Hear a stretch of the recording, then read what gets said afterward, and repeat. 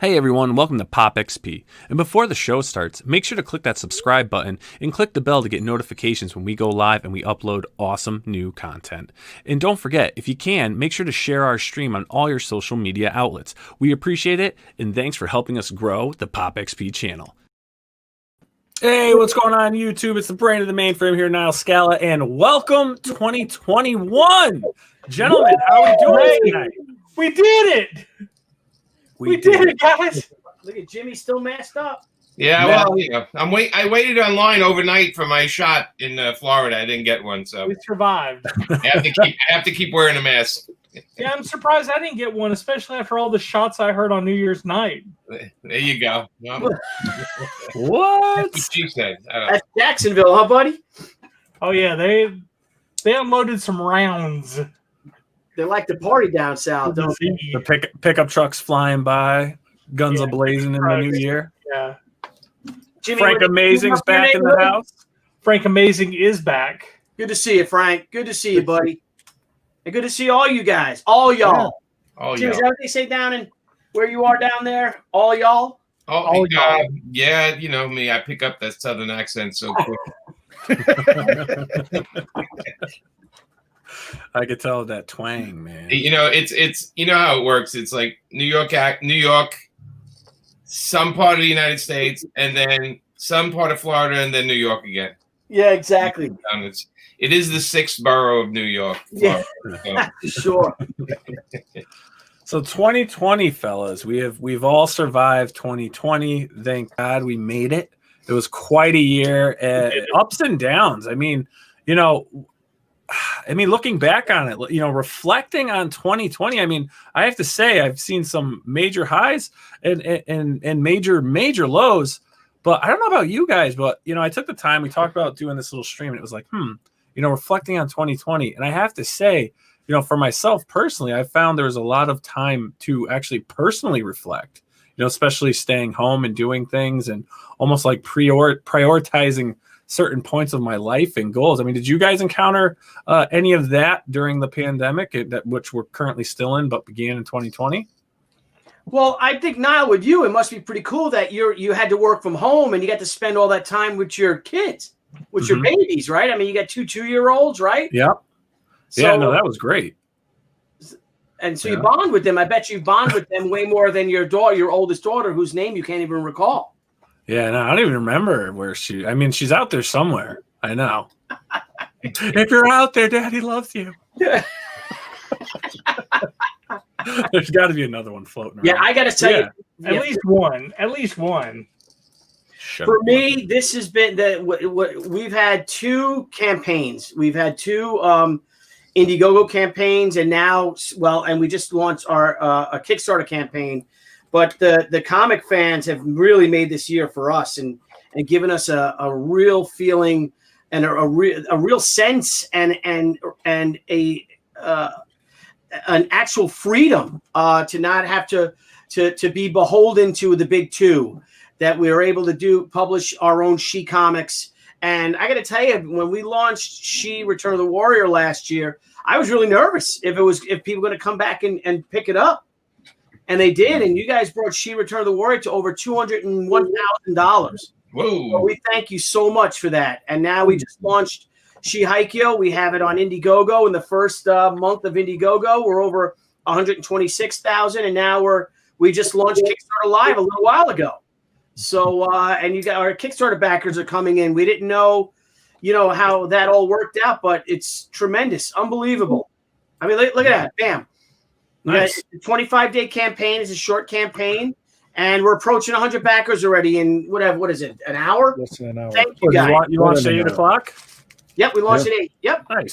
Nice. Hey, Billy, I got a question. It's pledged of $1,000 goal. Yep. So what if you only hit $1,000, you were able to produce this book? Yes, because what this book is that it's the Kickstarter exclusive.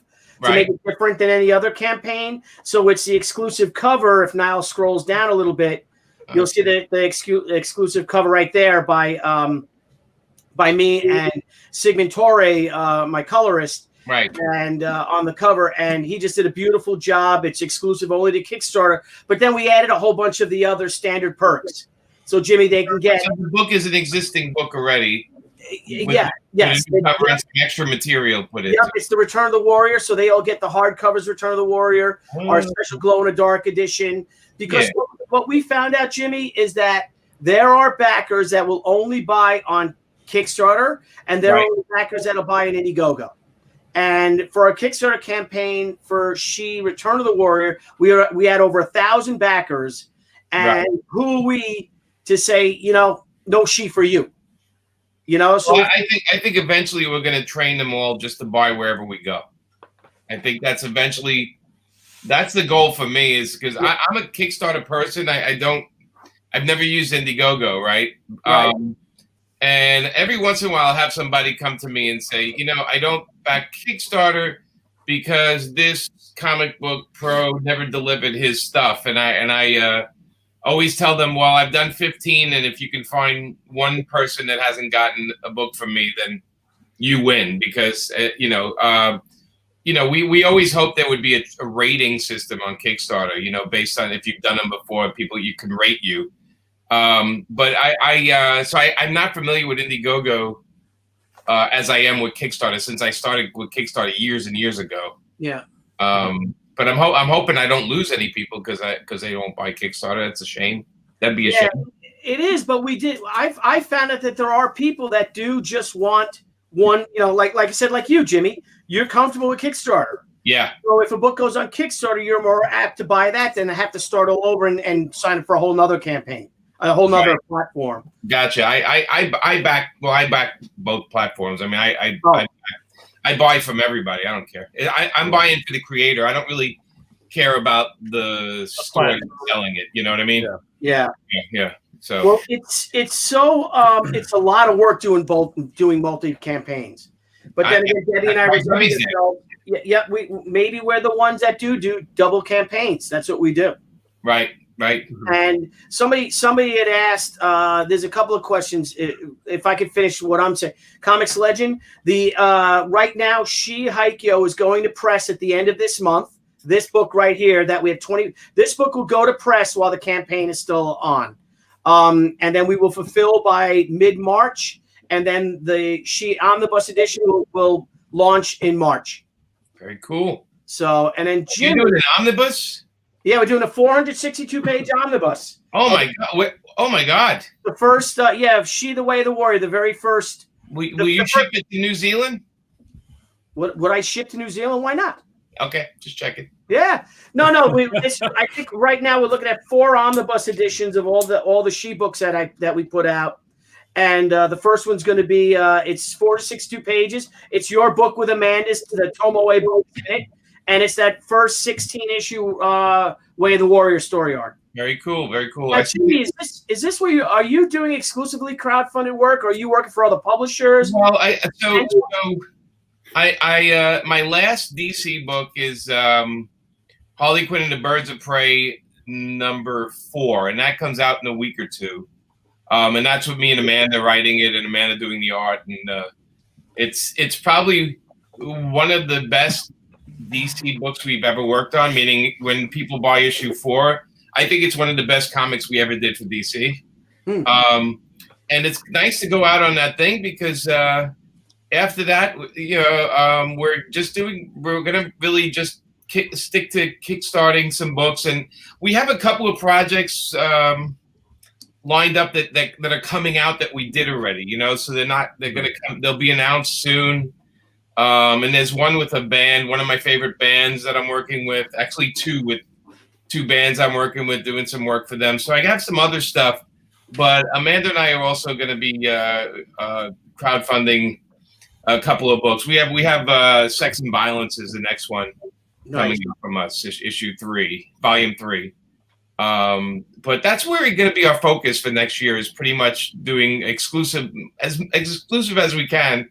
Kickstarters. We're just going to focus on that and creating our own work. Amanda had a year of being censored. Like, we had a year of, even though we were doing a Black Label book, we thought it would be we could go a little crazier than we did, and it got kind of like squashed down a little bit. It has everything to do with again, you work for a big company. They kind of have their issues of what you can and can't do. And Amanda doesn't really want to have her hands tied like that anymore. So she's going to be working on her own stuff. And as you know, Billy, Amanda's got like a filthy mind, and she definitely likes to push the envelope with everything. So and I see another question by TJ. Surprise status. What is your status with DC? My status with DC is they have not called me for work in months. They just, Dan left, COVID came, and they decided with all these new books, they haven't called me. So that's on them, though. You know what I mean? That's their loss. I don't even look at it as anything except their loss. Absolutely. Them for 20-something plus years, and maybe they'll call me tomorrow. Who the hell knows? But right now, I'm not worrying about it. I kind of, the minute the phone stops ringing, and Billy knows this about me, I don't work in just one place. I do a lot of different things because I don't believe that there's any corporate loyalty anywhere anymore. So I've always been protecting myself that way by working for a lot of different places. I love DC. I love Marvel. I love working for them. I love their characters. But I also understand there's no loyalty there. It's just you're a freelancer working for them. And, either they use you or they don't use you. It's up to you as a freelancer to make sure that you, first off, you don't burn bridges, right? And then the second thing is to work for everybody, because you never know where the next job is going to go. And honestly, I've had both companies offer me things that I wasn't interested in, and that's on me to say no to. So, I've been offered stuff DC can't afford, Amanda. Yeah, might be right. That might be part of it. Who knows? But I think they can't afford not to have us. But that's my opinion. Jimmy, can I ask you a question? Where do you see DC and Marvel a year from now? With again, you see all the rash of cuts. Two of them so far. Bleeding Cool had a thing the other day about that another one's coming of the staffers and all. Where DC, yeah. I see them looking at, because they're owned by giant companies. I see them having to rethink. So the thing that makes more money than the comics obviously is the licensing, right? So. They make a Batman movie, but the licenses for Batman make more money than comics can ever make, and sometimes more than the movies on some level. Licensing is a huge part of these things, these companies. So licensing is the most important, and keeping consistent with the license is also very important in corporate things. So you can't. So what comics do is comics kind of throw ideas here and there, and the characters go out of where the license feels safe and everything. So I feel like a part of the DC and Marvel future is going to be, I think, keeping closer to the licenses of the characters. Like they can experiment a little bit, but I think, at the end of the day, they're keeping thousands and thousands and thousands of licenses busy. And making money for them, and I think the comics, I think DC will probably go digital eventually, and I think Marvel, it will get it down to its core. I mean, Marvel looks like it's hiring a lot of different people, a lot of pros these days, and so I think it's interesting. I worry about the comic stores. That's the only thing with the company because they don't really. They're not really worrying about the comic shops as much as everybody would like to think they do. But I just think I see change coming. I think that COVID, you guys know this, anytime there's a thing like COVID or anything where the world changes a little bit, corporations use it to save money, to get rid of people, to get rid of senior people. So people that really know what they're doing, or they've been earning their keep, or they're close to retirement, and just get rid of them and bring in all younger and experienced people. And then what they normally do is keep one person that knows what they're doing around to train everybody again. So it's a turnover process. It's a corporate world. It's not the world our parents grew up in where people retire and they take care of them. Yeah. That's gone. That's long gone. None of that is there anymore. It's every man for himself right now. And, you know, I've always known this, and I've always planned for it. Billy, you know that. I've always planned for hard times. You know, and things are changing real quick. So, you know, we can welcome 2021 because it's going to be a change. And the part of the change is going to be us figuring out the landscape in front of us and, you know, looking out for ourselves. I tell you what, like looking at everything, like, you know, there's a lot of, like, you know, really crappy stuff that's happening over on this network, you know, over in this, you know, area of comics books. But you know where there's a lot of good stuff happening?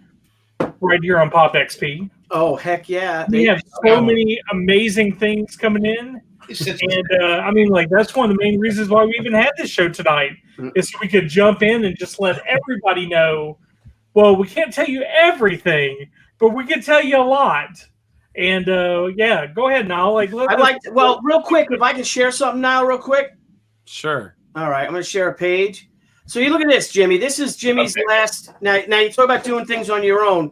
This is Jimmy and Dave Johnson, Pop Kill. This is issues 3 and 4, the finale of the final of the 4 issues of double issues of their Kickstarter campaign. And you guys, oh my God, you guys had over 1,100 backers, and you raised almost $73,000. Yes, in the 30 days. I spent it all already, though. What's that? I'm kidding. No. But again, I mean, that's again being, you know, masters of your own domain. This is the way to do it.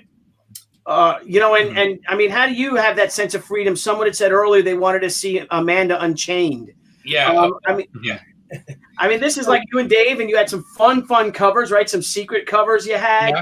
Let's go to the campaign real quick.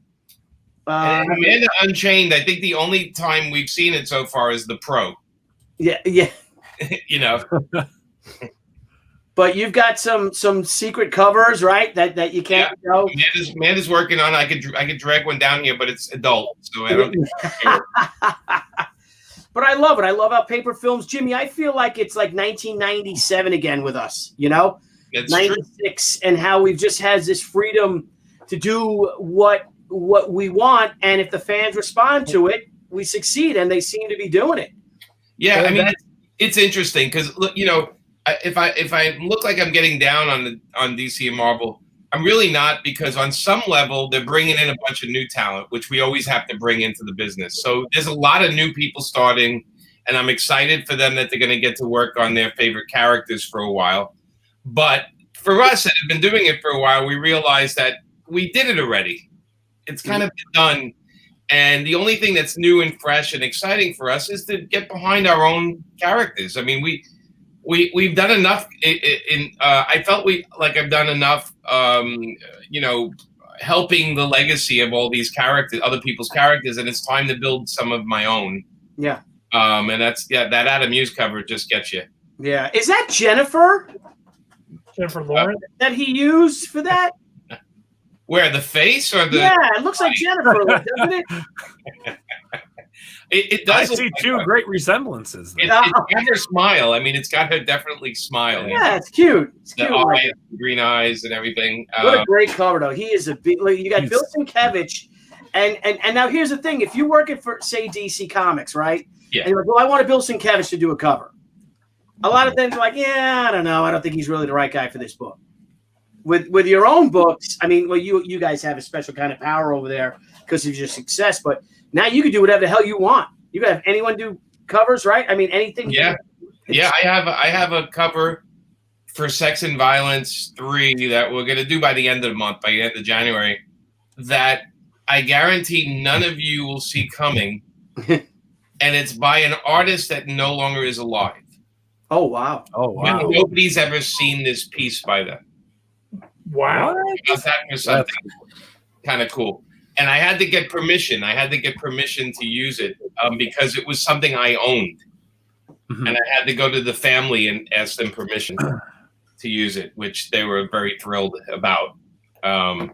So, plus I throw them a couple of bucks. Yeah, there you go.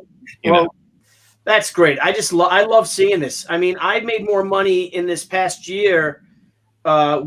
She's brought in more money and more money for my family than all the work I did for DC.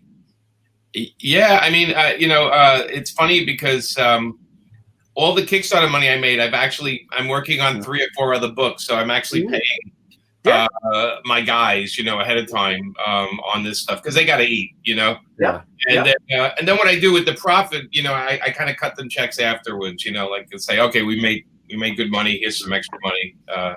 So for them, they actually pretty much everyone involved was making more money than if they did it for a big company, So. Well, that's what's cool though about what 2020 actually did too, though. I mean, a lot of creators were able to, like you said, because my business is remote. A lot of it's remote now. The big companies are now like, let's go remote.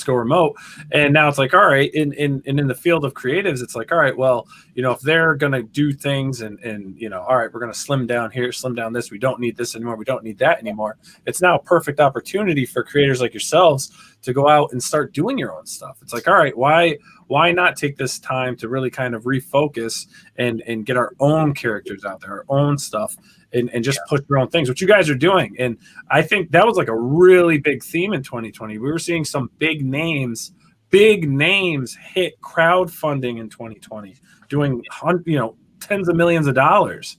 It is incredible. No, it's look, I mean, it's not for the weak. Yeah. Right? No. Because I mean, I can't tell you how many pros I've had, especially during COVID and then DC getting rid of a ton of people and everything. I've had pros call me and they go, well, how do I do this? How can I? And when I explain it to them, they go, wait a minute, I gotta ship these? I'm like, yeah, you gotta do that. Well, and you go, well, how do you get the printer to do it? And I said, well, you call the printer and you arrange the file. And they're like, wait, how do you do that? And so it's a lot of overwhelmingness to some creators because they're so used to just drawing and handing it in, So there's going to be a lot of figuring out. And I honestly thought, and Billy, maybe you can back me up on this, I thought in the last 6 months there would be 10 times more Kickstarters. And I agree. And that's the same thing like what we did when you first started out with Event Comics and I started out with She, is that if self-publishing was easy, everyone would do it. Right. When we learned that and again, I've had the same conversations. My buddies would call me up and, okay, I want to do this. And you made this amount of money. Oh my God. And then they think that if you make all this money, they don't realize that, Kickstarter or Indiegogo takes 10% off the top, of everything you make. And then you have your shipping costs. And then you have, if you're going to use CrowdOx, it helps you. That's another 5% on top of that. And then you have to get these books printed. You got to find out where they get printed. You got to separate all the covers. And again, they're like, oh my God, what? And so I agree with you. And it's, as you said, it's not for the weak. And I don't think we're going to see as many creators doing it as we thought, Jimmy, a year ago. Because I have a lot of creators that want to do them with me because they want me to do all the heavy lifting, and I can't do it. I love them, but I'm very selective about who I work with, and each campaign is really personal to me, so I can't just give it to someone else to take care of. I just can't do it, But like I said, I think here's the thing. I always offer a level where retailers can order a bunch, but I want to figure out a better way to get the retailers involved too. Like something a little less risky for them. That's my goal over the next year is to somehow make it so I can get the retailers involved in the campaigns at the same time, because I'm worried about them. Yeah, maybe you could do like the comic book store exclusives that they did back during the Ramos Spider-Man, where they're at a the fight is happening at a store or at a mall, and then their store is the store that the fight's happening outside of. So we can do it in your house, right, Blevins? We can like do a fight scene in your room that you're in. Yeah, absolutely. They can trip over TVs and games. Knock over DVD collections or Blu-rays. Try to stay away from my Boba Fett signed picture. That's right. Yeah, and that's another thing is that people don't realize, right, Jimmy? When when the marketing department's working, the writing department ain't. You know. Yeah. Well, I think this year the number one comic book company, the number one like comic book producing company is going to be Indiegogo. You think? Really? Is that your 2021 prediction? Yep. Okay. Yes, it is. Got it. I don't know if that could that be a category though, because everyone's self-publishers. So Yeah, technically, each individual person, but they all come from this one. You all buy from this one place. I want to know what Frank thinks because he's been really quiet. Yeah, Frank, amazing. What Sorry. I think it's going to be the big two of crowdfunding comics. It's going to be Kickstarter and Indiegogo. I think they're going to be equal parts. I don't think either one's going to take more of the pie because each of them does something different. Right. I'll say this for Kickstarter. One of the things that I like is that they've moved to the app. And, I can see anybody's campaign very easily while I'm, at work, on the road, anything like that, very easily. And it comes up and I could, subscribe, I could pledge right there in the moment. And Indiegogo hasn't gone in that, realm yet. And I don't know. They did. They pulled it. They pulled their app. Yep. They pulled their app for They need to reimagine it. Yeah, that was very strange. But yeah, like I see this this new reboot of DC failing miserably. I feel the attention is going to go straight on all the Marvel TV shows and movies that have been in the pipe set up to where like there won't be a lot of attention on that for the big main two. And then people are going to want to get stuff that's exclusive that they can't get at their local stores. And Indiegogo is going to be the place that they choose to go to. Well, like I said, DC people are in love with the characters, right? Yeah. People love Batman and they love the characters, but all the characters right now are not those characters, right? Well, but what people love about the big two is their familiar characters, the characters they grew up with, and everything. So it's always a risk to change them and to mess with them a little bit, And sometimes it works, sometimes it doesn't. Look, we messed with Harley and it worked. I messed with Jonah Hex a tiny bit and it worked. At the end of the day, I've been very loyal to the characters I've worked on. But your change is part of everything, and that's the sad part is they're always constantly looking for new audiences, constantly. All right, but sometimes they in the process they forget the steady people. You know what I mean? The people that are buying the books every month. So it's a very weird thing because we had to do it with Marvel Knights. If you remember back then, we had to take those characters and then like restart them over, and it could have bombed at the same time, but we got really lucky. Would you not say that the creators of that, just like when you redid Harley and you did Jonah Hex, like you actually cared about the character before you got it, correct? Like you were already invested in those characters. The people that they have doing the stuff are not invested, huh? Not Harley. Harley I knew from the cartoon, but I was very invested in those two creators, Bruce Timm and Paul Dini, were like super talents to me. Right. But when we got Harley, I kind of did a ton of reading, and I said the thing I don't connect about Harley is I don't know anything about her except that she's Joker's girlfriend and he abuses her and she keeps coming back. And I'm like, I can't write a character that gets abused all the time. And I can't write a character that's in a horrible relationship all the time. And Amanda and I agreed, like, we're going to change this up. We're going to have her step away, become more independent, and then build up her, who she is. So that was one I had to figure out, right? But Jonah Hex was one I bought as a kid. I bought Jonah Hex comics. So it was always a dream of mine to write Jonah Hex, So yeah, there was a lot of love there. And that's not always the case. Look, I think I told you guys, I'd said no to book. They offered me Doctor Strange, and I was at Marvel, and I was like, nah, I'm not interested. It just, I can't, I don't like doctors. And I also also felt I didn't like a character that no matter what goes wrong, he can just go goobly goo and everything's right again. I was like, that's not for me. And I think the super talent for creators is to say no to a gig. And I do say no to gigs because if it's not right for me, I'm like, get another person. Somebody out there loves this more than me. I remember Kevin Smith was filming a movie, and he asked me to be in a part in his throwaway part. I think I was going to get killed or something. And I looked at him and I said, you know what? There's a tent of all these extras. That's their whole life. They're hoping one day to get picked to be in this movie. I'm not that guy. I said, just give it to one of them, you know, because I knew that wasn't for me. I didn't want to do it. Give it to the guy that's been sitting there, wants to be an actor one day, his whole life, and he's going to get this part. Give it to that guy because that's something I don't really care to do. And he did. And you know, so I think as a creator, you do realize sometimes where you're wasting your time and you have to move on to something that interests you more. And I feel like that's where I am now. I brought that all back. I brought it all back. There you go. And that extra was a young man named Pablo Pascal. Pedro. It was Matt Damon. Pedro. Pablo Pascal. Jesus. It's his twin brother. That was no relation, Billy.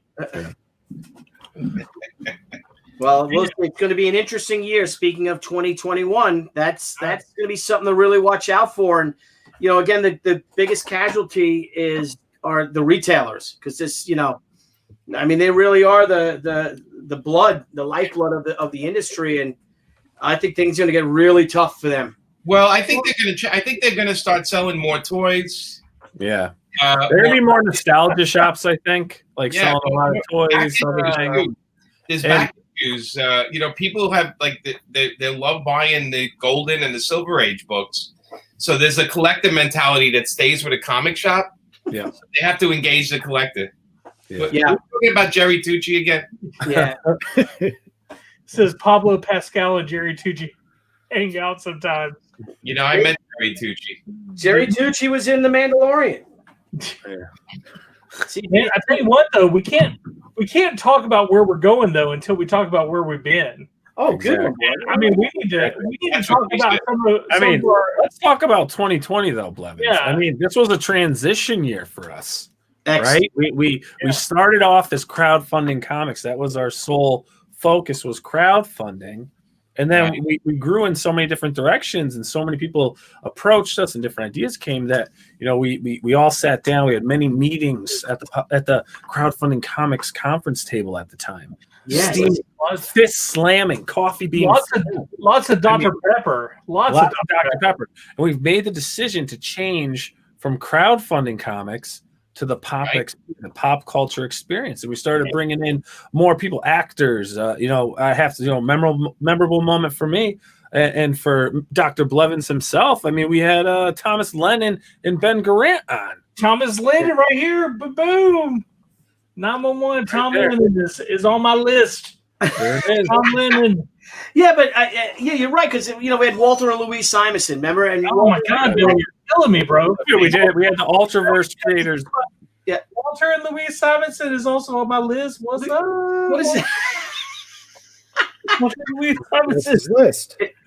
Yeah, we had the Ultraverse. Yes. We had the founders of Ultraverse on. We did a panel with them. We did a follow up with them. I mean, that was incredible. I mean, we've had Marv Wolfman on. I mean, things have definitely evolved. The Jeppies have been on, you know, talking about, you know, obviously the craziness that happened during the pandemic, but it also brought, you know, a large distribution company came out to our show and, you know, talked about mainstream, but also talked about, hey, we do care about indie creators. We do support many Indiegogos and Kickstarters. And, it's cool because with all the negativity out there, I did see, you know, this unity forming where it was like, hey, man, you know, I'm not just this, I'm also this, because of the situations and everything that was going on, people had to communicate. People had to open up, you know, and they became readily available to the public, let's say, to the fans of this industry. And it was cool to see, you know, some of these huge figures that people were just like, oh, you know, they're just about this or just about that, actually open up. And you got to know them, which I thought was a really cool thing to come out of 2020. Yep. I want to talk about the hill that I didn't die on, thank God. Con XP. Con Yeah. XP. Con XP. Man, I'm glad I didn't die on that hill. Woo! I thought That was the great debate. I thought the convention experience was the greatest thing that we could have had. I shouted from the rooftops. I got a tattoo about it. Like, man, That took a long time for your lower back to heal. Yeah, it still hurts right now. Just like my ego for thinking that was a good idea. I mean, we even Kevin Eastman. How cool was that, having Kevin Eastman on the show? Well, we have now surpassed officially 254 shows. Correct. So we have to have a 250th, anniversary celebration. No. Oh, definitely. We're just gonna do our over 250 celebration. Yeah. We made it. What, Frank? You were looking at it. Where were we? We did like what? You said we did how many shows in our first year versus our second year? So I think around a year ago we were up to maybe a little bit less than 75. Wow. That's crazy. This was about the number 90, Jay Bartlett. That was about the time that we kicked over the 1 year mark. Scroll it down. Well, now where we go? Okay, so now we're moving upwards, huh? Yeah, now we've got some big things in the work. We have a massive event, a massive undertaking that we can't give too much detail on, but it's something. It's the brainchild of Mr. Blevins himself. We've definitely elaborated on it. We've reached out to many brilliant minds to discuss it, and I'll tell you what, it's something to look forward to, and we're on the right path, the right direction. It's like I said, it's going to be a big event, and we're it's a game changer. It's going to change the game. Yeah, it's going to change it. It's going to change the landscape here. I'll tell you that much if it all comes out. And not even that. I mean, we've got new shows coming to the channel. We're definitely going to diversify things up. Blevins has got the game show coming up on the scene. We're going to start doing retro gaming stuff, gaming history, new stuff, chatting, getting people involved, game nights. I mean, and I have to say, one of the best things too that came out of 2020 was getting to meet Adam Lawson. I mean, great guy, big time YouTube director, works with the top YouTube creators on the platform. Completely down to earth, definitely one of the POPXP crew. And, he's working on, he does game things and, he's helping out. What do we have going on with him, Blevins? Well, I actually reached out to him because he has a brand new RPG, like a role-playing game, kind of like Dungeons and Dragons, Rifts, stuff like that. He has a new RPG that's on his Kickstarter right now. And I reached out to him and I said, hey, look, man, like I'd love to get a review copy of this game, and maybe we could play, have a live game, a live stream where we all got on and played the game live. And man, he was all over it. So yeah, it's going to be pretty awesome. Yeah, did we say that Jennifer and Joni will be in that too? That they want to partake? Oh, no, that's going to be some. So that's so the game show, we do live stuff like that. We'll definitely send out invites, based on the type of game it is. We'll feel who likes the tabletop stuff, who wants to join on a virtual, like a video game style multiplayer online game, something like that. Maybe we'll even do like some Old Maid or Goldfish for guys like Billy, something simple. Break out those cards, which is great. And then, we're actually going to be putting together the, this week in POPXP, pop culture. Yeah. We're going to be recapping the week, and that's going to be great because we're going to have our full panel, a diverse panel of hosts on the show, each specializing in a different field of pop culture. And all the pops.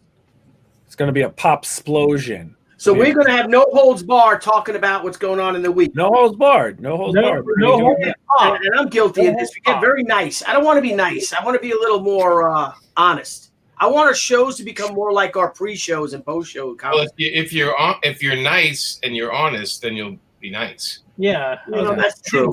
Well, there's a lot of things I want to talk about. I feel you're a liar. You might be an a-hole. No, I'm not. No, I meant like tell them what I really think about. You're like what grease is my salami all the time. All right, a-hole. What's up? Boomer wants to share his feelings. Billy, are you upset at something? Are you mad? Yeah, angry? No, just that, like the news that happens. Like, oh, I can't talk about that, and I'm like, I really want to talk about that. You know, What news? Give us an example. Like what news? Like real news? Like real? Like we talking about for real, Like- not for play news. Like comic COVID? news, Like COVID? like stuff that's going on in the comics industry. Comic. And I'm like, I'm like, let's talk about that. And then I'm like, maybe I shouldn't, because Tucci Unplugged? Are we gonna do Tucci Unplugged after hours? and I could be by myself and I just rant. Well, I'll tell you what, Billy. Because the mullet back out? What? Could you grow the mullet back out? We could do Tucci Unplugged. Heck yeah, man! With a guitar, like a little ukulele. Dude, you could grow the mullet and I'll get plugs. Huh? Hey? That's You get what one we of those hats with the hair on it already that you can just put on. One of those little. Yeah, we could just get the Joe Dirt With the mullet. haircut. Oh, here we go. This is okay. We got a super chat in, and this is very important. Oh, thank you. Canada. It's from Canada. Hail POPXP. I love that logo. The little squirrel with the squirrel with the guns is awesome. That is, and the cigarette too. Look, it's great. What a cute little hat. All right. I was just wondering, Billy, when your stream will be when you tell the untold story of the unmade She movie. Well, I heard She Haikyo glow cover. I don't know, Jimmy, if you heard that story. All I know is we were watching The Mandalorian and we saw the girl that was supposed to be she Yeah. on it. The woman that was supposed to be she on it. Amanda goes, "That's the girl who's supposed to be she," and I'm like, "Yeah, cool." Hey, she still could be she. If you go with the new story, I want she to be a mom, like in my book. Right. Anna Ishikawa's a mother now, but I got it here. So, Jimmy, this is the. What is that? This could be this is my Bible of the greatest movie no one's ever seen, never made. Now we do have another film deal, so maybe to go. But I have in this, I have the treatment. The full treatment. I have the screenplay by Stephen Peros and I. I've got notes. I've got legal stuff. I've got ideas. So we're going to go through it. I'm just going to have to talk to Steve so Steve can revisit it, and we'll do that show. We just felt it was a big show to tell, the story of what happened. What happened to the She film. This is the one we had to deal with Tia Carrera. And he's delightful, and she's amazing. Is it true you guys were an item for a little bit? No. You and her? Was that true? I don't kiss and tell, Jimmy. That would be bad. I read that in the San Diego Comic-Con bathroom. Be able to look out for that series from Billy called "So What Had Happened Is." Yeah. You know what? If I give you $20, can you tell the story about What you had and her? happened? Yes. Yeah. Why? Yes, I will. That's what I'll do. I want to talk about one of my favorite things from 2020. Okay. That's this. I bet. Oh yeah. There you go. Palmiati. Where's mine? I don't have my posted. Otherwise, But What are all those Post-its from? well, I don't know if you remember, but the show was supposed to be how we talked about all of our greatest things of 2020 before it went off the rails. Talk about 2021. I have all the Post-it notes, so I could go down my list. I have the top 10 favorite moments. Oh, all right. But that just went out the window. Well, can you I got Humberto Ramos. Oh, look at that. See, there you go. I had this. This was on Amanda's back for a whole day. I have Humberto Ramos on here. I mean, I have episode 95 with Marv Wolfman. Oh, there you go. All right, so what were your Jerry Ordway? Is he Dr. Blevins? Tell us what was your Jerry favorite Ordway moment? is the top 10. Jerry Ordway's awesome. And then, of course, this one, which I still am a huge fan. I don't care if it doesn't like me because I'm Billy's friend. But episode number 105, Larry Hama. I mean, G.I. Joe was a fun show. That was a fun show. G.I. Joe was a Great show. deal. It was a huge deal for me. And then, of course, this got the my fave, Walter and Louise Stevenson. They're wonderful. I based my signature in high school off of his signature, and I still have still have that signature to this day. Well, remember too, though, Greg Hildebrand's birthday is the 26th or 23rd of January. And we said we want to have them on, and they said, yeah. Yeah, they did. It'll be 84, right? Or 84? Or I think it's 83. I think he's 83, right? He said he was 82 or something. Youngest 83-year-old person I've ever met. My gosh. Serious. Wow. Yeah. Oh, yeah. You think it was like maybe like mid-60s, right? Yeah.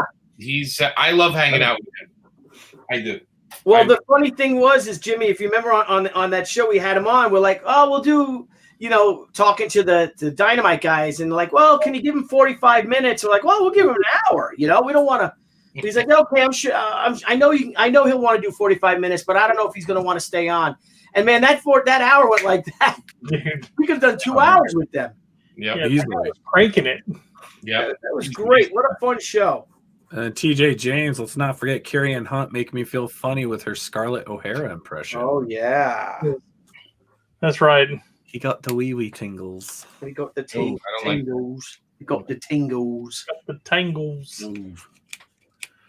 Man, who's number 1 on the top 10 though? Man, I just went through the whole top 10 list.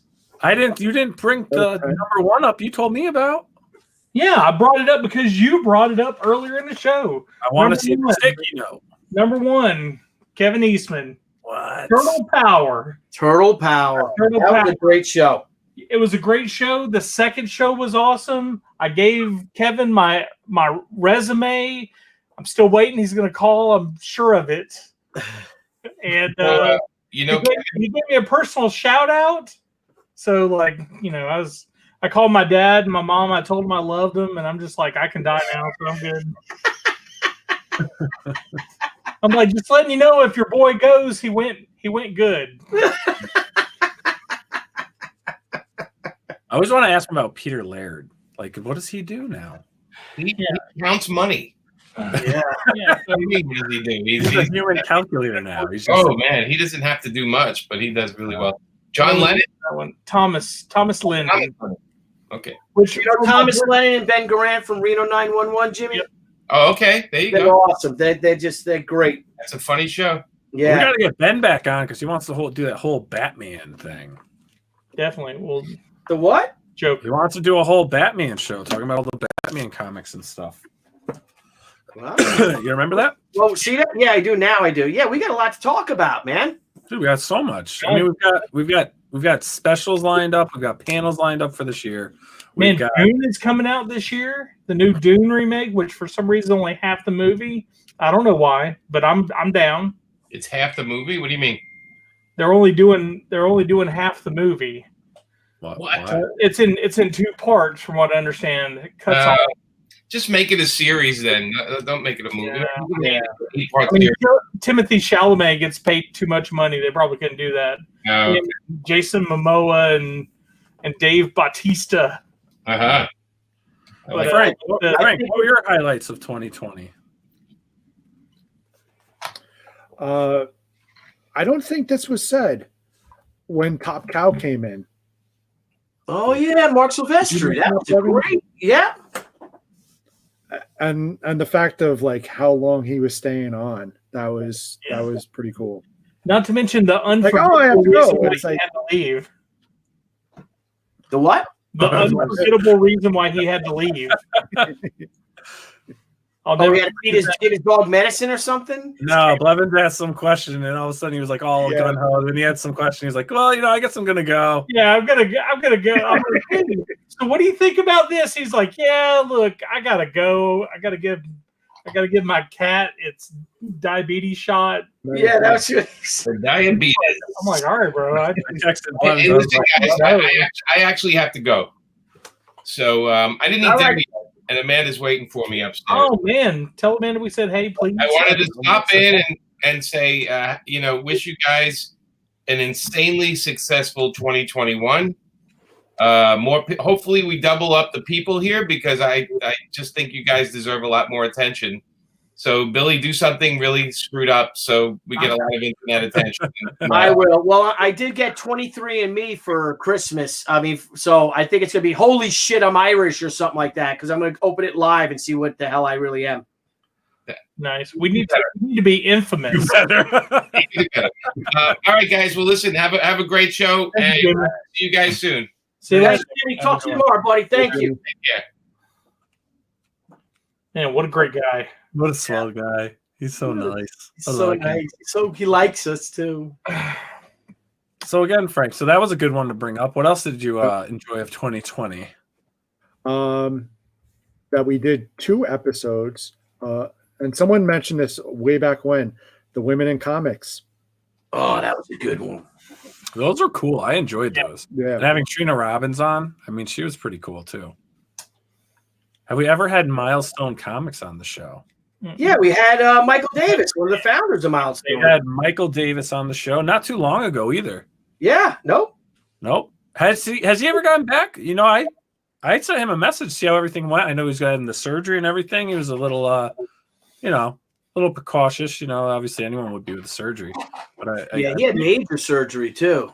And you want to know what creators stuck out? 2 of them stuck out really big to me, other than, of course, Jay Bartlett, who I have on my list.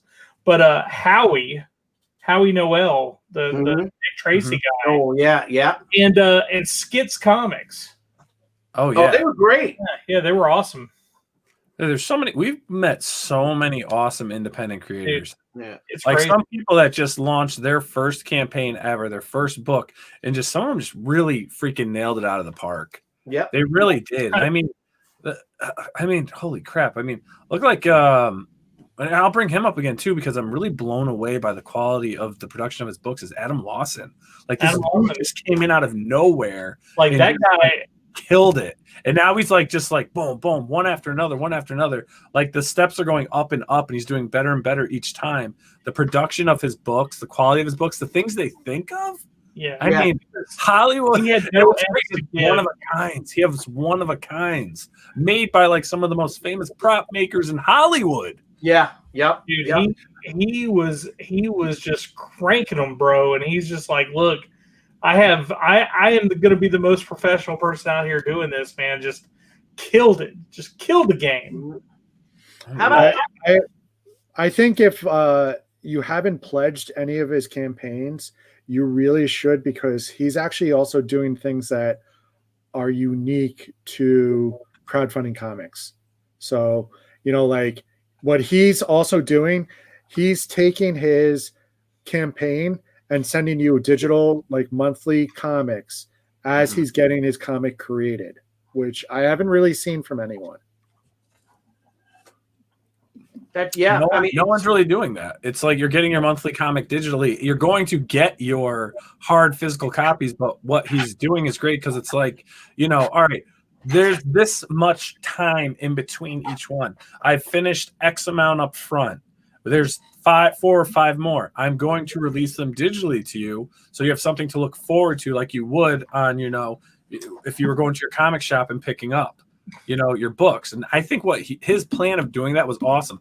I'll tell you what, it was so cool to get that email from Adam Lawson. I'm like, oh shoot, nice. Issue 8 just came out, and now I'm reading that, and I can't, obviously I'll have the physical soon because I think he's at that point with that series. But I mean, he definitely did some different things. I mean, he's someone that has really just stood out, not only as a creator and everything, but became a good friend. I was a huge fan of his from all of his stuff on YouTube, even before I even met you guys. I was a huge fan of his, and then coming back and getting to know him, always being accessible, being just a guy that's beyond reproach. I mean, incredible creator. Mm-hmm. It's very cool. Yeah. And what about our last show of 2013 with Seb Jones? I thought he was great with Ruining Christmas. Oh yeah. I mean, what a fun guy when we were reading his comic with an English accent. 2020, not 2013. 2013. Did I see 2013? Were you thinking about something from 2013, Billy? Yeah, it's like, wow. 7 years ago. Yes. The night he met Cher backstage. Hey, baby. I actually met Cher in 1996. Oh.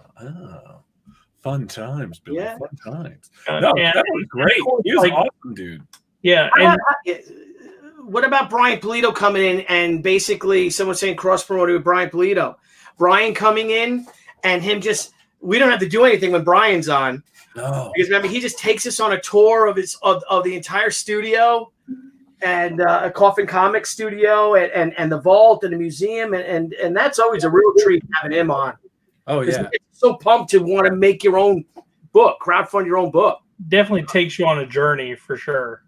100%. Full immersive brings you Yeah. in. And you know what's cool though? Like you say, Brian Polito. I mean, that was our first guest, right? Yep. First guest back in 2019 Yep. when we started the channel, and still, you know, we're going now into 2021, and we're still having him on. We're still having Michaels on. We're still having all these great creators on. That when we told them about this before we ever even aired, we're like, yeah, I'll come on. I'll come on. We had all these people lined up, and they're still supporting us today. Like reaching out, hey, I have this new thing. When can I pop on? Oh yeah, let's get you on. I mean, it's such our subscription base isn't crazy, but we have such a loyal fan base that's always there. And I have to say, 2020, man, was an amazing networking year for us. Yeah. Yeah. I mean, from directors to actors to comic book creators, authors, writers, fellow YouTubers. Yeah. I mean, we have such a great foundation of support. And we've really built that in 2020 where now we can hit, we can pull it, we can open up our sales, and we can move straight ahead now. Like we've got this great network base. We got these great fans. Our mods are awesome. They're with us every time we go live. I mean, it's for all you guys out there. It really is, doing this, Definitely like people into your homes live, recorded. What do we have? That was my last one. Billy shows. Billy shows. Yeah, but, well, Niall, what you were saying about the networking and our friends coming, what about Ethan Van Sciver coming on instead of doing one of his own live streams and bringing 1,000 people to watch the show? I mean, and he didn't have to do that. And, he lost a lot of money because he gets all his super chats and things like that. Yeah. And that was just fantastic that our friends come in and they're so generous with their time. And it's nice because we created this show because we wanted to promote other creators. POP, man, we're down with other people's properties. This was in relation to the Murat Michaels episodes because he came on the show like so many times, and something always happened to where you weren't able to make it. But then finally, here at the end of the year, Billy shows up. Dude, Murat was on our show like 4 times, and I think I missed the first 2 of them only. No, I think you missed all of them. Yeah, you missed No, all I of them. didn't. Yes. I love him. I love Murat. I think you did. I think you missed all but one. Well, you guys all missed the when I was on with Rob Liefeld, you guys all didn't show up for that one. Yeah, okay. Hey, I also want to give a huge shout out to the mods in the channel. I mean, Thank you. James Herwenberg just killing it. Yeah. Killing it with links, making sure you keep people in check. I mean, yeah, dude, like just absolutely incredible every time. And then also coming on the show and bringing a unique perspective to their world to the show. I mean, you can't ask for anything better. Like there's people that are just know how to do this, people that just knew how to do this, but we have some of the best admins around. I'll tell you, that's why I don't mind going on. We've got our core people in here. We have a good time. The chat is great. When someone weird comes in or strange and starts firing off some weird comments, everyone's just like, dude, we're here for a good time. Yeah, don't bring up Steph Wilson because he'll come back here in a minute. Just a joke. Steph Wilson was here earlier. That's the only reason why I said that. I haven't seen that dude in forever. He just showed up in the chat. That's what's cool too. When we started this show, I mean, oh God, how did this channel? That's another thing 2020 did too, which is awesome. But again, when you're in this business, it's more competitors out there. But we've all remained a good family. But we've seen a lot of people that would be in the chat now with their own channels, which is cool. It's very cool to see people taking off and like, what, I want to do this too, and they've had successful, and some of them are mods, and every now and then they pop in and mod for a little bit, which is cool. But I mean, it's so cool to see this evolution, this growth of just from when we started out, because we kind of came in right when we came in at a good time. We came in at a good time where, the crowdfunding stuff is really picking up. There's a lot of things going on with Ethan and everything going on in comics. There's a lot of stuff going on in general comics in the industry, and just this blossoming of indie creators on whatever side you want to call it, if you want to even be called on any of the sides. And we said, hey man, we're coming in right down the middle. We're a neutral party. We're highlighting the creators, we're highlighting their properties, and that's what we're going to focus on. We're going to focus on the creative process, the fun part about making comics, and that's what we did. Yeah, and I think we did it well. People come on the show and they say, we want to come on your show because this is where I can talk serious about my stuff. This is where I can, really get into what I do, and that's always cool. It's good to have fun too, but it's nice that people see that they can, come on here for, honestly, if they want to get real serious and really talk about their stuff.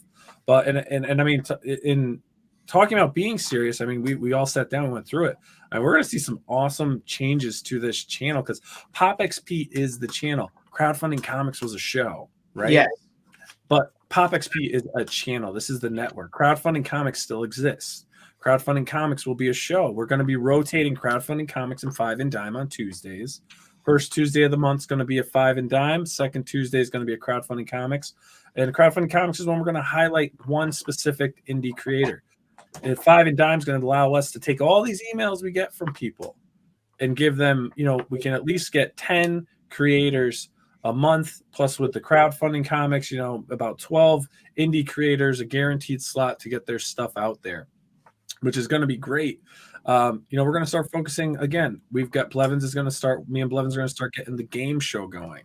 And right now we're calling it the game show. We might change that, but this is where we're going to start getting into some cool video game stuff. Because I mean, a lot of us are also retro gamers now and playing new stuff. I mean, there's so many different. That thing is going to go on its own. That's going to be incredible. And the special guests we can have on there with game developers and pro gamers and YouTube gamers and Twitchers. I mean, we've already got that lined up. It's going to be crazy. And then Blevins has another show that we're going to be working together on is a Creative Corner.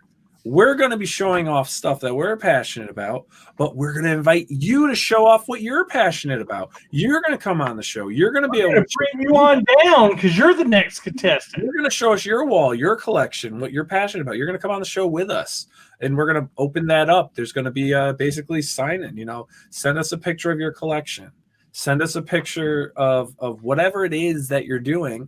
It'll get reviewed, and we may say, all right, cool, you're joining us for this show.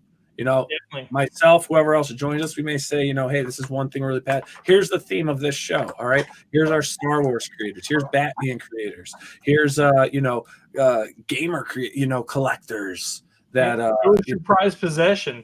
What's your prized possession? I mean, we got that's lined up. I mean, then we're going to have our, this week in pop culture, which is going to be that end of the week. Let's wrap it up. This is what was in the news. This is what's hot out there. That's going to be fun. That's such a huge production too. And now that we finally have our panel locked in, committed, that's going to be launching. That's going to start in February. That show, if everything falls in line, hopefully the first Friday in February will be the first official This Week in Pop Culture. We're also going to have Mainstream. Which is going to be our Thursday show where we bring in those amazing mainstream creators, actors, influencers, people that really have shaped and molded, multiple entertainment industries that we're working on. And another thing too is we're going to start bringing a lot of recorded content to the channel. So I like that. Majority of the content is going to transition to recorded. So we'll have 5-minute videos, 10-minute videos.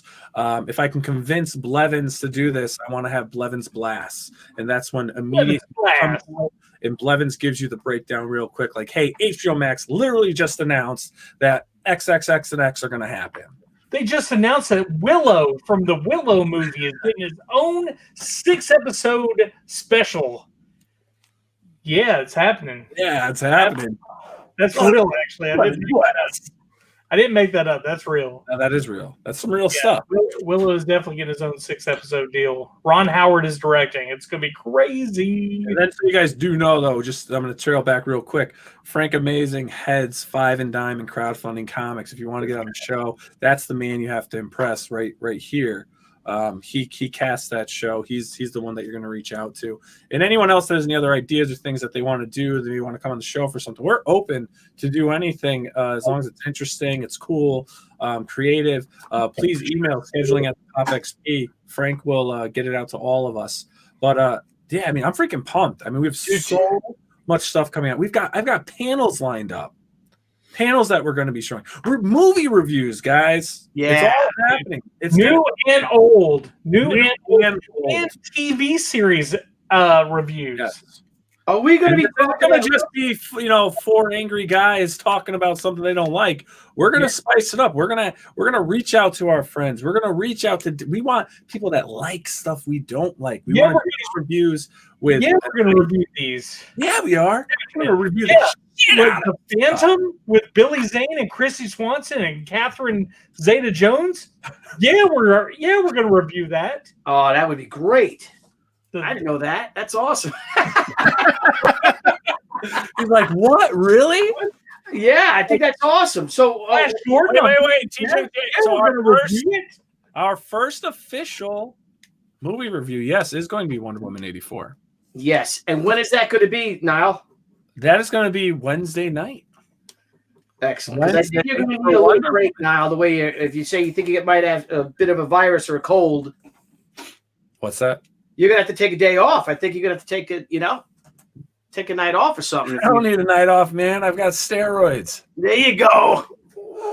There's a horse farm right down there, and I took this whole thing of these white things. It says steroids. I feel great. Yeah, no matter how down you get in life, you can always watch Wonder Woman 84 and be like, well, it ain't that bad. Oh, life ain't that bad. Hey, Blevin, do you have the meme that we made, you and I? I don't know why. Did you put it on your page? I put it on my page. I don't know if you guys saw the meme that Dr. Blevin and I made. Hang on, let me find it. You had to bring it up, Billy. Mimi? It's a meme, right? It's a meme. We did it all for the memes. The poor old Solof's got shingles. Man, what's up with the spirit? Samuel L. Jackson. Wait, no. What's up with Soloff, man? What's going on? He needs to come back to the shingles. He needs we need that back in the States, bro. We need Soloff back in the States. We need Soloff back in the States. His face is all swollen from a spider bite. He's got the shingles. Tomorrow you're going to tell me he's got siding on his head. All right, here we go. I'm going to share the screen. Y'all ready for this? Right. Y'all ready for this? Murder. I don't know if you guys seen this, but it's badass.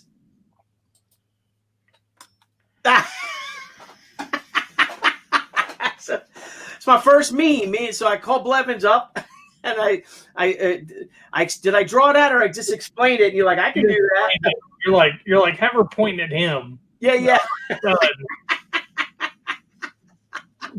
Oh, you made that? Yeah, we made that. We invented that. I couldn't find any good high-res photos, so I had to actually pause the movie and take a screenshot. It was crazy. Oh, really? Is that what you really? And then you added and then you put in Mimi generator or something? And No, I did all Photoshop. I did every bit of it in Photoshop. I didn't use Mimi generator. This thing is great. Yeah. This ain't amateur hour. This ain't amateur hour. I love making memes. Mimi. Yeah, we didn't have any electricity, so I had to break out the Mimi generator. So how long did it take you to do that? I was on the phone with Billy for about 20 minutes. I think it took me to do it, right, Billy? It was like 20 minutes. He went mute. He's speechless. He's speechless about how amazing this Mimi is. It's a great meme. It's a great meme. It's a great meme. How funny is it? I just think that's awesome. Life, remember the Wonder Woman? Life is good. Remember the woman screaming? He goes, but it can be better than the cat. Oh, that's why you were calling Deb. Me and Blevins made it. He called Deb to show the meme. No, she just showed up. Mimi. The meme. All right, our dog's barking. Guys. Dogs are barking. You're creative geniuses. Thank you. No, we do. This show is gonna take off, especially the revolutionary show we have. on the channel that is going to event. blow It's an people event. away. It's an event. It's a true event. And it's Blevins' idea, and everyone we spoke to, and these are big name people, are all going to partake in it. God, even more so. We've had some people that are like, I want to be involved. Yeah. Oh my gosh. Yeah. Like I'll just say this, like we're talking like sponsorship involved, like things that we weren't even asking for, which is just incredible. It's going to be good. Not as incredible as Billy's new show called Billy's Mimes. Billy's Mimes. Oh, come on, man. Every Thursday at 8 p.m., Billy's Mimes. And my Mimas. My Mimas and my Mimes. All right. Man, See, Frank, I got to put up with these guys. I know. We have so much good stuff. Why you come out. I don't either. Right. I got my wife telling me that I can't Make do what fun I'm of you. doing with she. I'm like, where were you in 1990 when I came up with this? Oh, Your own comic book. It's badass. I told you what happened, right, Niall? What happens in it? yeah, you did. At the end, I can't tell Dr. B. I don't, spoiler free. Spoiler free since 1993, Billy. Spoiler free since '93, and it's good. And Debbie's like, I'm not convinced. It's so earth shattering to the she universe. It really is. No. And speaking of she, if I may just kind of do this real quick, she Hikyo. Where are you at on the Kickstarter? Whoa! I'm almost at $5,500. Thank you guys. Over 100 backers already. We hit that. It's a very short campaign. The campaign's 2 hours old, and we got 25 days to go. Short campaign, and everybody out there, this comic will go to press before this campaign ends. Nice. To the printer, and it'll take a week to proof it. So it'll get printed in late January, early February, and then we fulfill in February into March. You guys coming down again, Frank and Niall? For fulfilling? You're really going to invite us down? Yeah, you guys don't want to come down again? That was fun, wasn't it? My best friend. Yeah, best friend. Yeah. That was I might fly in if I get enough notice in time. Make it All happen. right. that was fun. Yeah, man. I had like something. I was going to bring that up as something for 2020. What? What? Blevins flying in. Did you, Frank? Are you there? He's in Me? the simulation. Yeah. Something happened with the your connection. Your interwebs.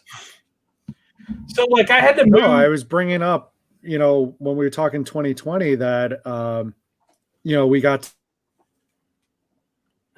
God damn the suspense! Every time he's about to I say, know. it. I want to know what to do. What did we do? Was it the first time we held hands? Tell us, Frank. Tell us the story. What is going on? And there they stood. That's why he's doing that. Let me tell you. So I asked my friend. I had to go move my Monster Energy drink machine, and I asked him if I could borrow his truck. And he's like, "Look, this is my baby. Like, I love this truck more than anything." And I'm like, "Dude, don't worry. I'm an excellent driver. Nothing's gonna happen, right?" The very first time I go to pull out the driveway, I end up hitting the stone mailbox, and it dents up and scratches the bumper and has a piece of metal rod go through the back of it. Are you kidding me? Oh my God. So I call up one of my other buddies that has a friend of his that is a car detail guy, does car work, drove it down to him before he closed and is like, "Man, can you fix this?" He's like, "Yeah, I can fix it, but I'm closing." I was like, "Dude, I'll pay you extra," because I had to give the car back to him today. And so anyway, he had it overnight. I went really early this morning, picked it up. Man, looked brand spanking new. He told me he had to buff out some of the stuff, rub out the dents, grind out some of the stuff, and bump out the dents and stuff. And I was like, wow. So I asked him, I was like, should I tell him? Should I tell my friend? So anyway, he's like, I just got to the point where I was like, all right, well, if he says something, then I'll tell him what happened. But anyway, he came by, picked up the deal, and took the truck off, and didn't know the wiser. So I realized realized something about myself today that I don't see nothing wrong with a little bump and grind. You know what I'm saying?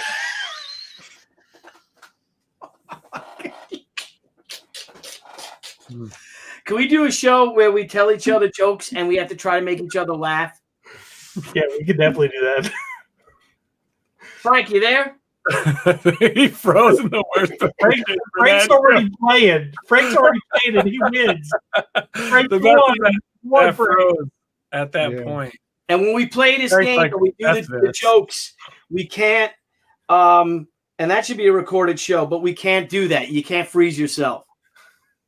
Actually, and then just speaking one more time on what we've got coming up, I mean, we're going to actually be hosting some of the new series on the show are other creators. So they'll be hosting, we'll be hosting their show on the POPXP network. So wait a minute. You're saying that we're going to have like famous creators do their own shows on our own show. Their own show. We won't. You're not going to be the only legend on the show, Billy. Yeah. Yes. Love that. Yeah. Hey. It's going to be good. It's going to be good. It's going to be good. Billy, you'll always be our first legend, though. Oh, that's all right. You'll always be our first legend. All right, Frank. Now, what were you saying you wanted to do for 2020?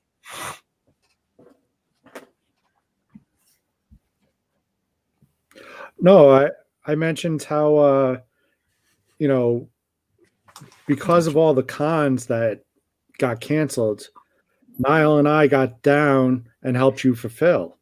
And that was a very high note of 2020. We got to finally see Billy after a year. So long. Yeah. That's crazy. Yeah. Baltimore was the last time. We still got to hang out with Blevins. Yeah, I haven't seen Billy in 10 years, but Billy's never seen me, apparently. Come on, man. Well, you know what? You got to come down then, Dr. B. You got to come down for the fulfillment party. I may even come up. I don't know. Come up for the fulfillment party. Nice. Well, hey, gents, I'm looking forward to 2021. I think it's going to be good. I think it's going to be fantastic. Our first film review is going to be Wonder Woman 84, right? Wonder Woman 84 Wednesday night. Unfortunately, yes. And then are we going to talk Cobra Kai at all? I'm down. Cobra Kai is our first series review. Yes. I am binging right now to get caught up, so maybe we can bang that out this week too. All right. Well, I'll be here. Dude. I mean, you guys could always do it too. I could just sit here and be like, "Yeah, that was so cool." Yeah, I like Wonder Woman 84. No, but we gotta. When we do our film reviews too, should we bring on maybe one guest onto the film review? Like, say Flash Gordon. Should we have like a different, like Kevin Eastman comes on to talk about Flash Gordon, like a film? If we're gonna have Flash Gordon, I'd rather have Sam Jones on. Oh my gosh! Yeah, Sam Jones would do that. We can get. Dude, I'm sure Mitch Halleck could hook us up with his rep to get him on the show. All right. I don't know Halleck that well. I'm hoping. I know a guy that knows Mitch Halleck pretty well, so I'm hoping we can make it happen. Oh, here we go. Yes, I did, and I think The Queen's Gambit is the best TV I've seen since. Oh man, so much good. Actually, speaking of movie reviews and short reviews, Mitch Halleck is not a bad guy to have on for that stuff either. Mitch is great. He's great with that stuff. We can get Anna Joy Taylor on for Queen's Gambit. That'd be great. Oh, can you imagine? She's stunning too. I love that. I love that since, well, I don't know. There's been some great episodes, great shows. You have, The Queen's Gambit. You have Downton Abbey, Pinky Blinders. I don't know if you guys watch that. Pinky Blinders. Come on, bro. Pinky Blinders. Pinky Blinders. Pinky Blinders is so Herrenberg's saying we gotta talk about The Expanse. What's up, man? Belter for life. Hey, and guess what? This year is 2021 is the 25th anniversary of That Thing You Do. Really? Yes. What? I want to get Jonathan Sachon. Yeah, Sachon. You're gonna do it? Maybe we can get him. I met him. He was such a sweetheart of a guy. I met him at Baltimore. Did you kiss? I wish he had great lips. Oh, yeah. Great eyes. And, I'm just. You wouldn't. Yes, I would. All right. All right, that just You it's that thing you do, Billy. doing that thing. All right, you know, you guys don't have to be on it. Well, you're on it, Blevins. You love that movie. We get Jeff Vaughn. We get him Yeah. on. Maybe we can talk somebody into getting Tom Hanks on here. We can get Liv Tyler. Oh yeah, why don't we get the whole cast of Yeah, Lord of we'll the just get the whole cast. Yeah. All right, you know, now you guys are making fun of me.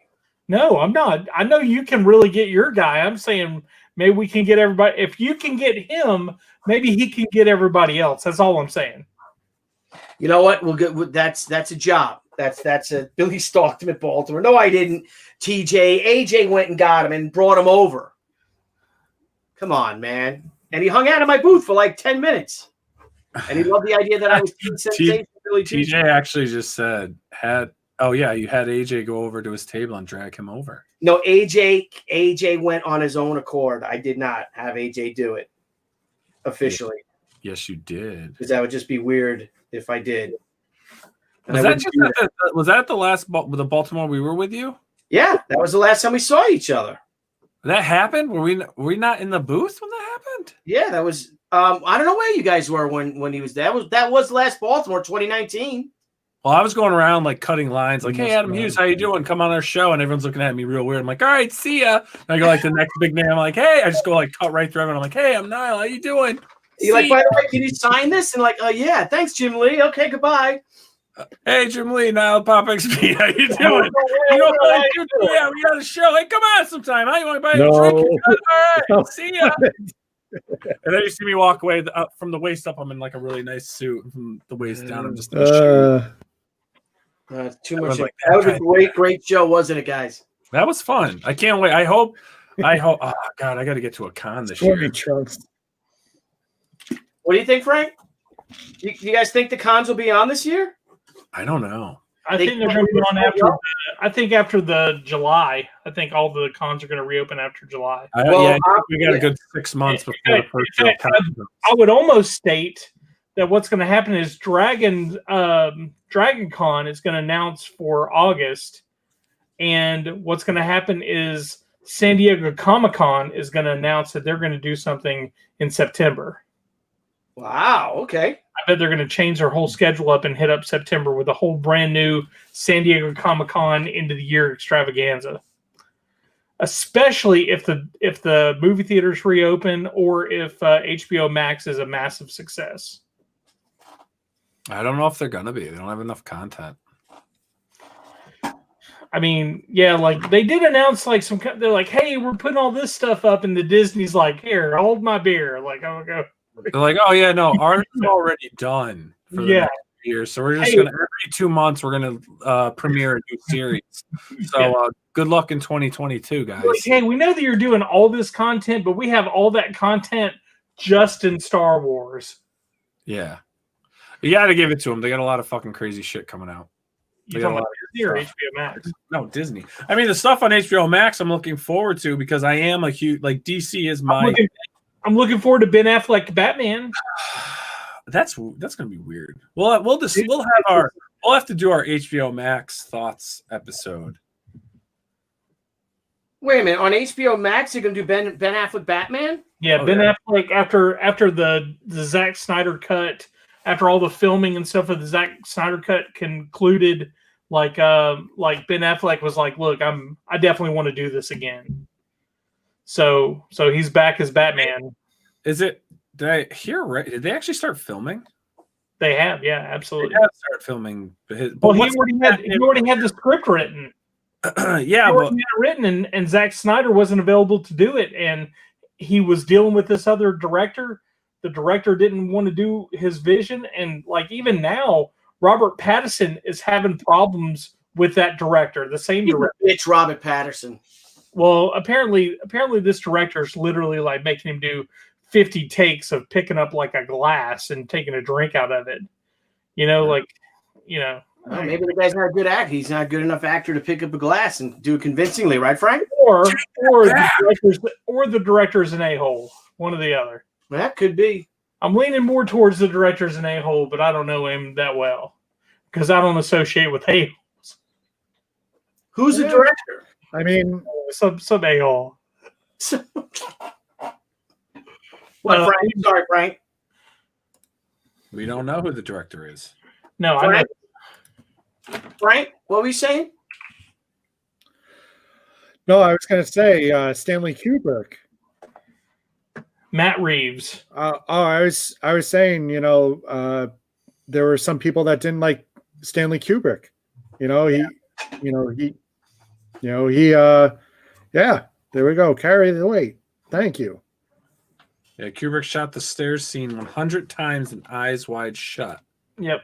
So, and then, Matt Reeves the director for Batman?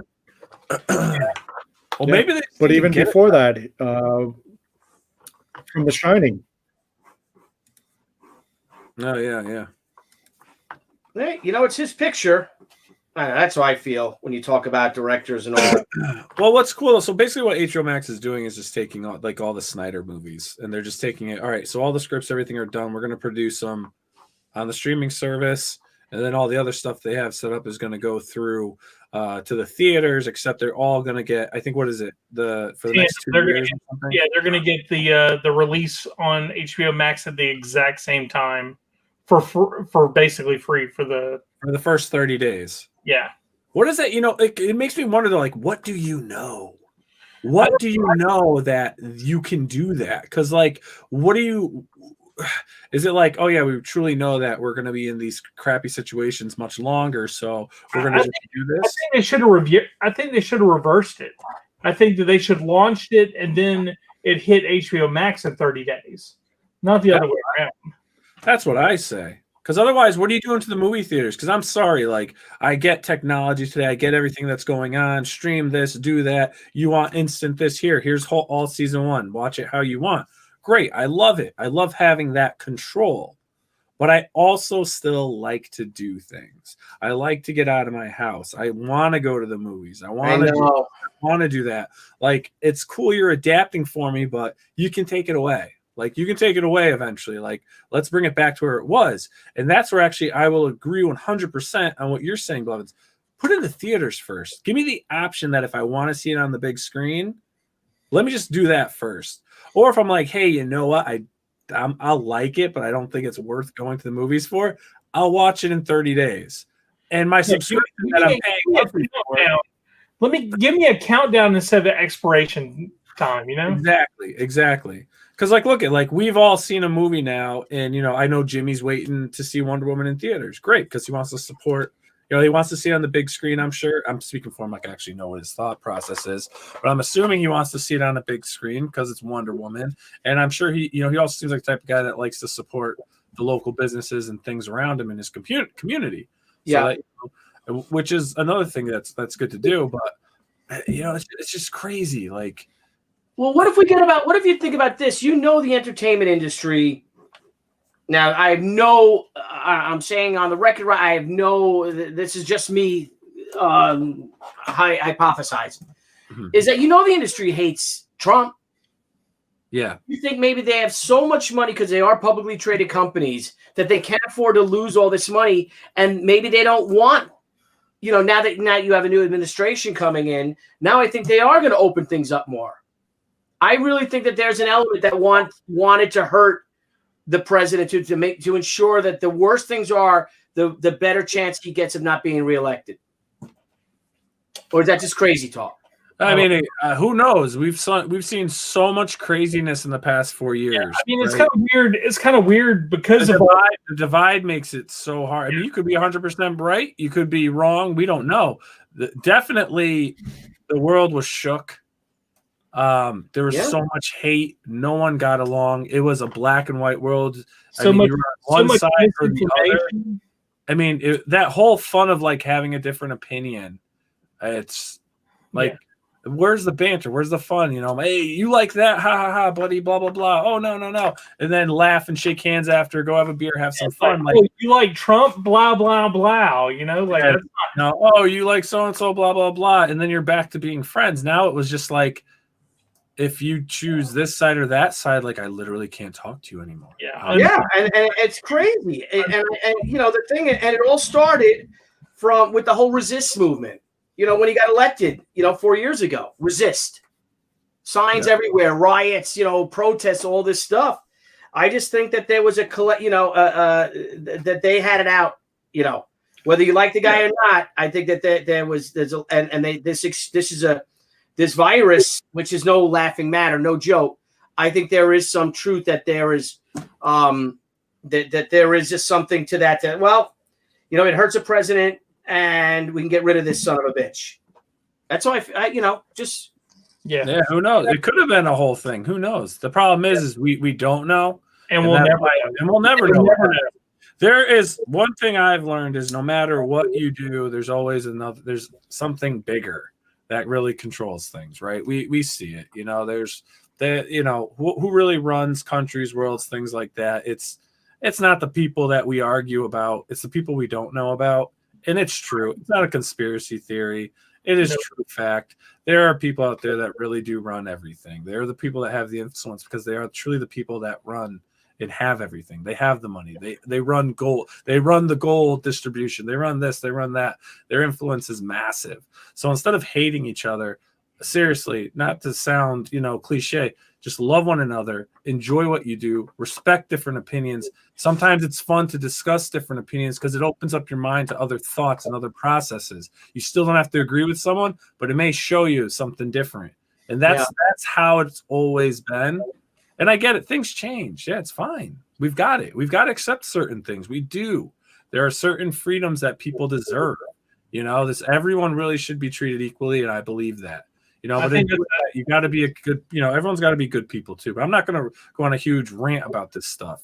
Just be a good person, and be respectful of others, plain and simple. Well, there is not that, and that's a lot. There is not a lot of that. A lot of cancel culture. A lot of trying to, hey, Twitter, have you seen this? Yeah.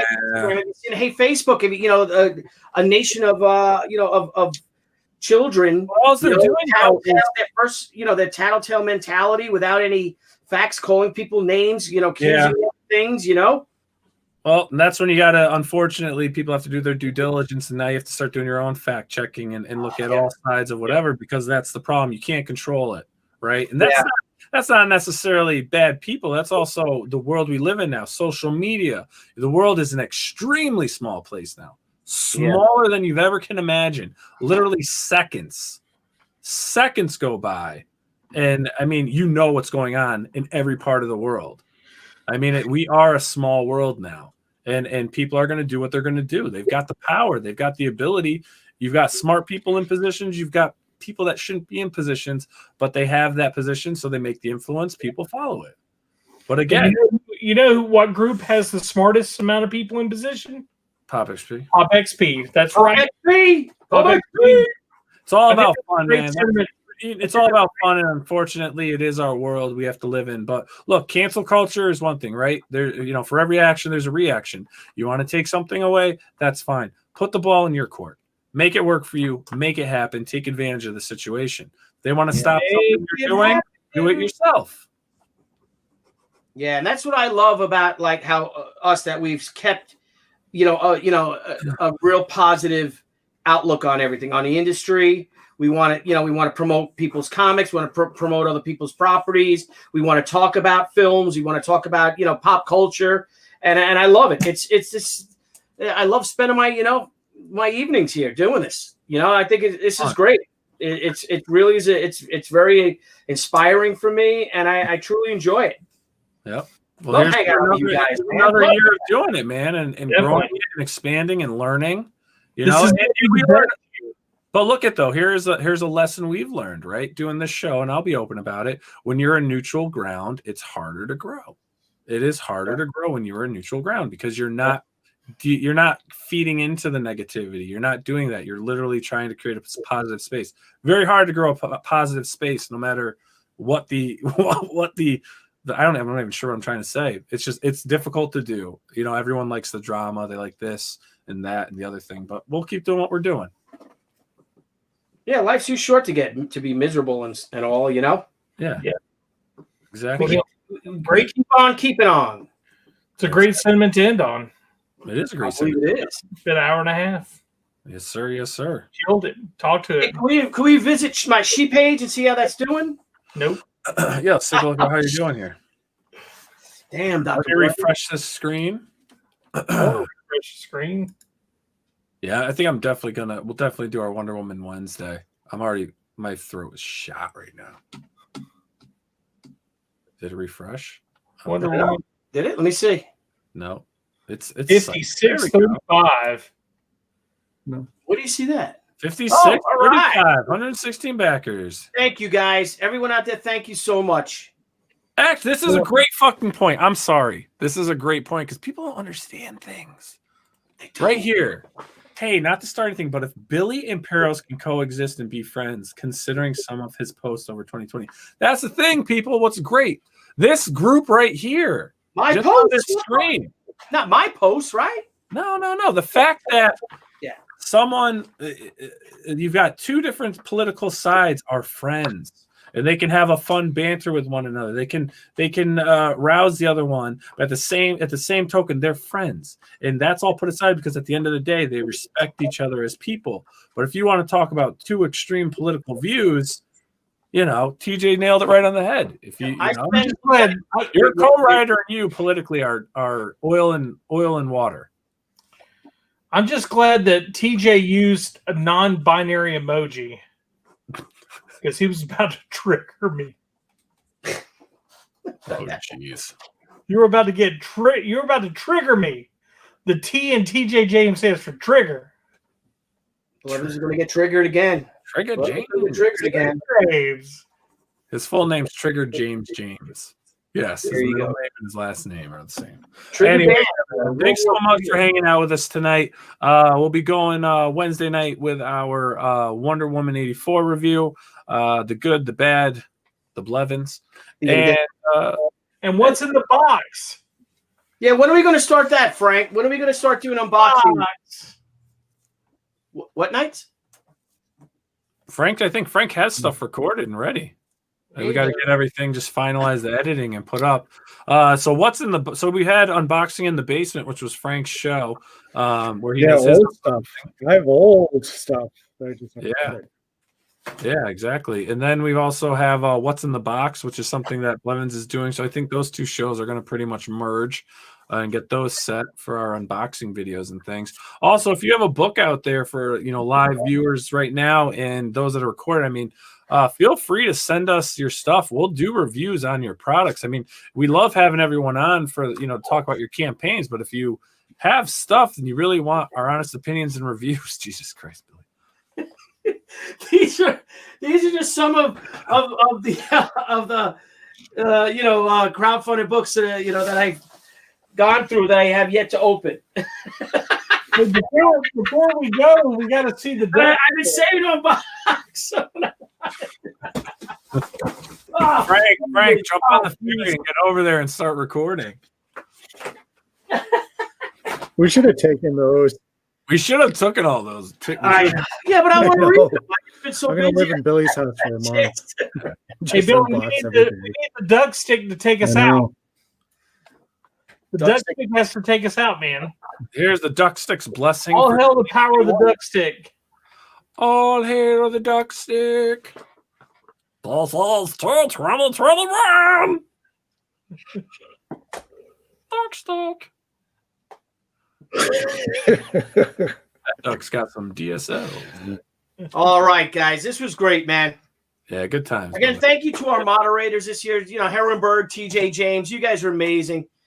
What a great show. What a great channel. What a great year, man. Yes, sir. Yes, sir. Yes, sir. Yes, sir. Got a lot of work ahead of us, fellas. Definitely. A lot of work. It's going to be fun. It's going to be great. All right, everyone. Have yourselves a great night, and we'll see you for our Wonder Woman review on Wednesday. Good night, everybody. All right. Good night, everybody. Thank you. Thank you, everyone.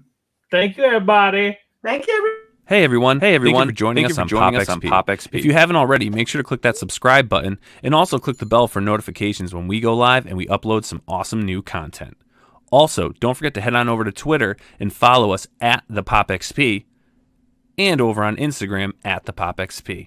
Thanks again everyone, and we'll see you soon.